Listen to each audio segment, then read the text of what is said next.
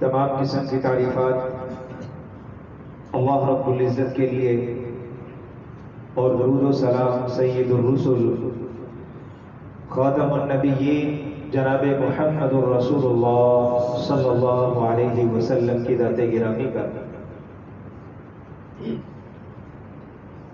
محترم عزیز بھائیوں، دنیا میں جتنے بھی لوگ زندگی بسر کر رہے ہیں، ہر شخص یہ چاہتا ہے کہ اسے رزق حاصل ہو جائے، اس کے رزق میں وسعت آ جائے، فراوانی آ جائے، اضافہ ہو جائے، اور وہ اس خواہش کو پورا کرنے کے لیے عملی طور پر توگ و دو بھی کرتا ہے، خواہ وہ کسی بھی شعبے سے تعلق رکھنے والا ہے۔ اس کے شب و روز اسی غور و فکر میں گزرتے ہیں کہ آخر کیا طریقہ اختیار کیا جائے کہ میرے رزق میں اضافہ ہو جائے، اس میں وسعت آ جائے، فراوانی ہو، کثرت ہو۔ اس حوالے سے دو طرح کے اسباب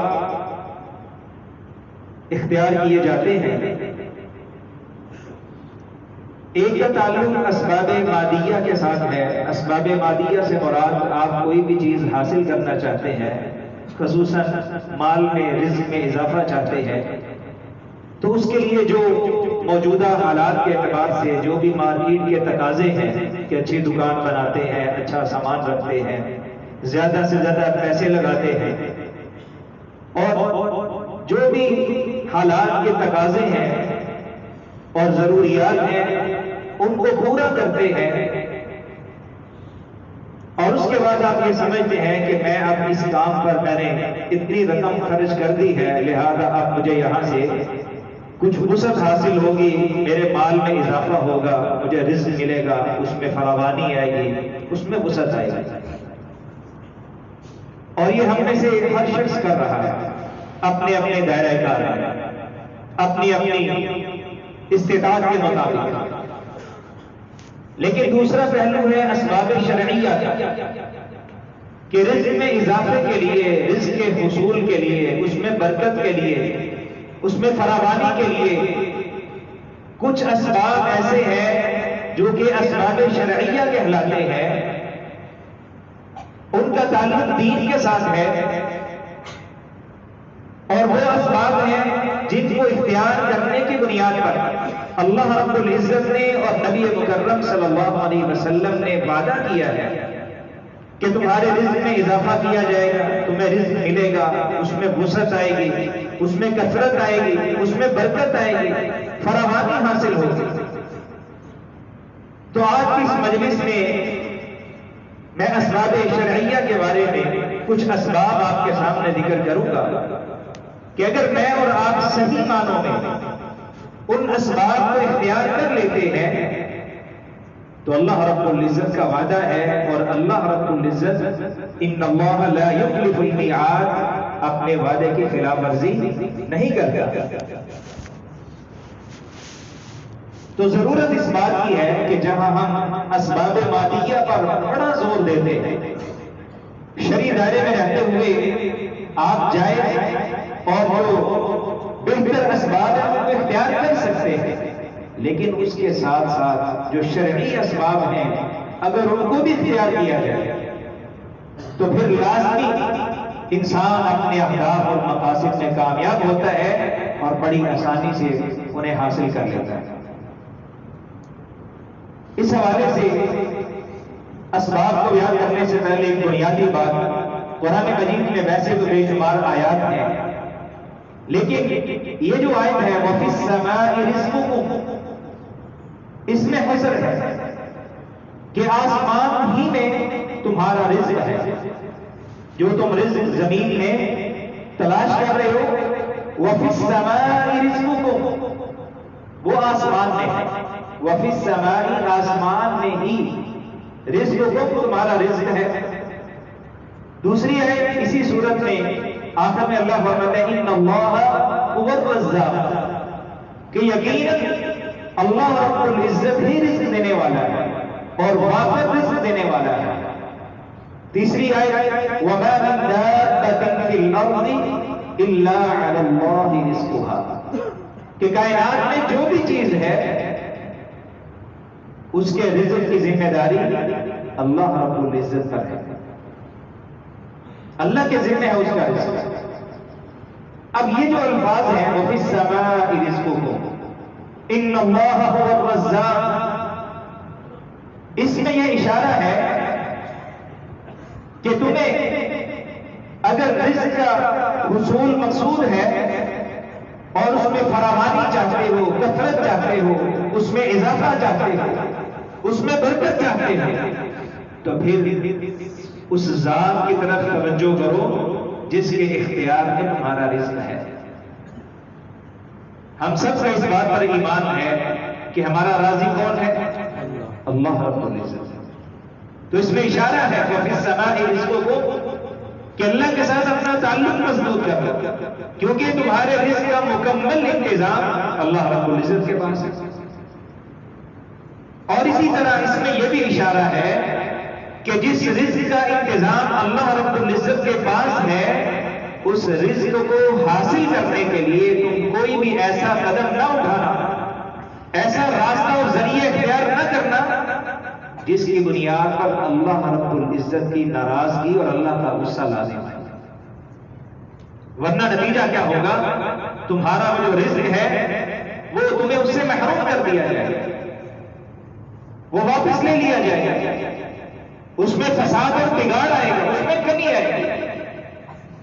کیونکہ جب اللہ رب العزت کی نافرمانی کرو گے، اللہ کے ساتھ اپنا تعلق بگاڑ لو گے، تو پھر اس کے اختیار میں جو رزق کا انتظام ہے وہ اس سے تمہیں محروم کر دے گا۔ اب وہ اسباب شرعیہ جن کو اختیار کرنے کے بعد اللہ رب العزت نے وعدہ کیا ہے کہ اللہ تمہیں ضرور رزق دے گا، اس میں اضافہ بھی ہوگا، اس میں فراوانی بھی ہوگی۔ سب سے پہلا سبب وہ ہے شرعی احکامات کی پابندی۔ یہ بڑا ایک جامع لفظ ہے اور اس پورے کے پورے مفہوم کو اللہ رب العزت نے سورۃ المائدہ کی ایک آیت میں اسے سمیٹ دیا ہے۔ اللہ فرماتے ہیں وَلَوْ أَنَّهُمْ أَقَامُوا التَّوْرَاةَ وَالْإِنْجِيلَ وَمَا أُنزِلَ إِلَيْهِمْ مِنْ رَبِّهِمْ، کہ اگر یہ لوگ تورات کو قائم کرتے، والانجیل اور انجیل کو قائم کرتے۔ تورات و انجیل کو قائم کرنے کا مطلب کیا ہے؟ اس کے احکامات پر عمل کرتے۔ آگے کیا فرمایا؟ وَمَا أُنزِلَ إِلَيْهِمْ مِنْ رَبِّهِمْ، تورات اور انجیل کے علاوہ جو بھی شریعت اور جو بھی کتاب لوگوں کی طرف نازل کی گئی ہے، اگر وہ اپنی شریعت اور اپنی نازل کردہ کتاب پر صحیح معنوں میں ایمان لے آتے اور اسی کے مطابق زندگی بسر کرتے، تو نتیجہ کیا ہوتا؟ لَأَكَلُوا مِنْ فَوْقِهِمْ وَمِنْ تَحْتِ أَرْجُلِهِمْ، تو وہ اپنے اوپر سے بھی کھاتے اور اپنے پاؤں کے نیچے سے بھی کھاتے۔ یہ کثرت کی طرف اشارہ ہے کہ آسمان سے بھی اللہ رب العزت ان کے لیے رزق کا انتظام کر دیتا اور زمین سے بھی اللہ رب العزت ان کے لیے رزق کا انتظام کر دیتا، لیکن یہ کب ہے؟ وَلَوْ أَنَّهُمْ أَقَامُوا التَّوْرَاةَ وَالْإِنْجِيلَ وَمَا أُنزِلَ إِلَيْهِمْ مِنْ رَبِّهِمْ، کہ وہ شریعت پر عمل کرے۔ اب اللہ رب العزت کا وعدہ ہے اور اللہ تعالیٰ اس وعدے میں وعدے کی خلاف ورزی نہیں کرتے، اور اللہ رب العزت انتہائی قوی بھی ہے اور قدیر بھی ہے۔ ایسا بھی نہیں ہے کہ اگر سارے کے سارے اس شرط کو پورا کر لیں تو اللہ رب العزت کے خزانوں میں کمی آ جائے گی، یا اللہ رب العزت کی استطاعت اور قدرت سے باہر ہو جائے گا کہ ہر ایک کو اپنے وعدے کے مطابق رزق دینا۔ ایسی بات بھی نہیں۔ واللہ علی کل شیء قدیر، اللہ رب العزت ہر چیز پر قادر ہے اور مکمل قدرت رکھنے والا ہے. وَلِلَّهِ خَزَائِنُ السَّمَاوَاتِ وَالْأَرْضِ، آسمان و زمین کے تمام خزانے وہ اللہ رب العزت کے پاس ہیں. لہذا اگر تم یہ سبب اختیار کر لیتے ہو، اور وہ سبب کیا ہے کہ شرعی احکامات کے مطابق اگر زندگی بسر کرتے ہو، تو اللہ کا وعدہ ہے لَأَكَلُوا مِنْ فَوْقِهِمْ وَمِنْ تَحْتِ أَرْجُلِهِمْ، آسمان سے بھی تمہارے رزق کا انتظام کیا جائے گا اور زمین سے بھی تمہارے رزق کا انتظام کیا جائے گا. دوسرا سبب وہ ہے استغفار. قرآن مجید میں اللہ فرماتے ہیں فَقُلْتُ اسْتَغْفِرُوا رَبَّكُمْ إِنَّهُ كَانَ غَفَّارًا يُرْسِلِ السَّمَاءَ عَلَيْكُمْ مِدْرَارًا وَيُمْدِدْكُمْ بِأَمْوَالٍ وَبَنِينَ وَيَجْعَلْ لَكُمْ جَنَّاتٍ وَيَجْعَلْ لَكُمْ أَنْهَارًا، کہ تم اپنے رب سے استغفار کرو، بخشش طلب کرو، معافی مانگو. انہو کان غفارا، کیونکہ اللہ رب العزت بہت زیادہ بخشنے والا ہے، بہت زیادہ معاف کرنے والا ہے، معافی کو بہت پسند کرتا ہے. لہذا تم استغفار کرو، بخشش طلب کرو. نتیجہ کیا ہوگا؟ ایک تو تمہارے گناہ معاف کر دیے جائیں گے، بلکہ صرف معاف ہی نہیں کرے گا، یبدل اللہ سیئاتہم حسنات، تمہارے سارے گناہوں کو نیکیوں میں تبدیل کر دے گا. اور اس کے ساتھ ساتھ کیا فرمایا؟ وَيُمْدِدْكُمْ بِأَمْوَالٍ وَبَنِينَ وَيَجْعَلْ لَكُمْ جَنَّاتٍ وَيَجْعَلْ لَكُمْ أَنْهَارًا، وہ مال کے ذریعے، بیٹوں کے ذریعے اور نفعمند بارشوں کے ذریعے اور باغات کے ذریعے تمہاری مدد کرے گا. اب یہ مال، بیٹے، نفعمند بارشیں اور باغات، یہ سارے کا سارا کیا ہے؟ یہ رزق ہے جس کو ہم تلاش کرتے ہیں، اس کے لیے دن رات ایک کر رہے ہیں، ضرور محنت کریں. لیکن ادھر یہ جو اسباب شرعیہ میں سے ایک سبب ہے جس پر اللہ رب العزت نے وعدہ کیا ہے کہ اگر تم استغفار کرو گے تو اللہ تمہارے مال کے ذریعے تمہاری مدد کرے گا، بیٹوں کے ذریعے تمہاری مدد کرے گا، باغات اور نہروں کے ذریعے اللہ رب العزت تمہاری مدد کرے گا. تو جب اللہ خود وعدہ کر رہے ہیں اور ایک انتہائی آسان اور سادہ سا عمل بتا رہے ہیں جس کو اختیار کرنے میں کوئی مشقت نہیں، بس تھوڑی سی توجہ کی ضرورت ہے اور غفلت کو دور کرنے کی ضرورت ہے. اور استغفار کیا ہے؟ کم سے کم استغفار کا جملہ استغفر اللہ، استغفر اللہ، استغفر اللہ. یہ کوئی مشکل جملہ ہے؟ ہم میں سے ہر انسان کو آتا ہے، لیکن غفلت ہے کہ ہم پڑھتے ہیں. جب یقین سے پڑھیں گے اور ان الفاظ پر غور کریں گے اور ساتھ ذہن میں یہ بات رکھیں گے کہ اللہ تو نے وعدہ کیا ہے، تو نے حکم دیا ہے، قرآن نے ذکر کیا ہے، تیرا وعدہ سچا، تیرے الفاظ بھی سچے، حقیقت پر مبنی. لہذا میں اقرار بھی کرتا ہوں، تصدیق بھی کرتا ہوں اور اپنی زبان سے میں یہ کہتا بھی ہوں استغفر اللہ، استغفر اللہ، استغفر اللہ. جب پورے اخلاص کے ساتھ، توجہ کے ساتھ اور دل کی گہرائی سے یہ لفظ پڑھا جاتا ہے تو انسان کے پورے جسم میں اسے اس کے اثرات نظر آتے ہیں. آپ گہرائی سے پڑھ کے تو دیکھیں، اور صرف جسم پہ اثرات نظر نہیں آئیں گے بلکہ آگے مزید انسان اللہ کی طرف سے جو مدد آتی ہے وہ اپنی آنکھوں سے دیکھے گا، اسے محسوس ہوگا کہ اللہ کی مدد آ رہی ہے. لیکن پہلے شرط کیا ہے؟ تم استغفار کرو. اور اسی آیت کی وضاحت حدیث میں نبی مکرم صلی اللہ علیہ وسلم نے فرمایا من لزم الاستغفار، جو بندہ استغفار کو لازم پکڑ لیتا ہے. یہ جو الفاظ ہیں استغفار کو لازم پکڑ لینا، یہ کثرت کی طرف اشارہ ہے، یعنی ایک یا دو دفعہ نہیں بلکہ بار بار استغفار کرتا ہے، بار بار استغفار کرتا ہے، بار بار استغفار کرتا ہے. اور نبی مکرم صلی اللہ علیہ وسلم کا عمل کیا ہے؟ صحابہ کہتے ہیں کہ آپ ایک ایک مجلس میں 70 مرتبہ استغفار کر لیتے ہیں.